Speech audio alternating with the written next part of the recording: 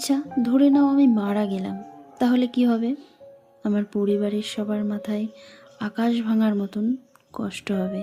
সবাই খুব কান্নাকাটি করবে, বন্ধু বান্ধব আফসোস করবে। তার সাথে ফেসবুক হোয়াটসঅ্যাপ তো আছেই, সেখানে নানা ধরনের ক্যাপশন দিয়ে লেখা থাকবে, যেখানে গিয়েছো ভালো থেকো, আরও অনেক কিছু। তারপর সমাজের কিছু লোক বাড়িতে আসবে, এসে অনেক সহানুভূতি দেখাবে, কি হলো, কি করে হলো ইত্যাদি। তারপর কিছুদিন পর সবাই একদিন ভুলে যাবে। তো কথাটা এটাই যে মানুষ যখন খুব খারাপ পরিস্থিতিতে থাকে, তখন সমাজের কেউ এসে দেখে না, খবর নিয়ে দেখে না। নিজের সমস্যা নিজেকেই মেটাতে হয়। তাই যতদিন বাঁচবে নিজের মতন করে বাঁচো, কারোর কথায় কান না দিয়ে। তবে হ্যাঁ, কাউকে কষ্ট দিয়ে বা ঠকিয়ে নয়। তো আজকের মতন এইটুকু। দেখা হচ্ছে আগামী দিন। সবাই ভালো থেকো।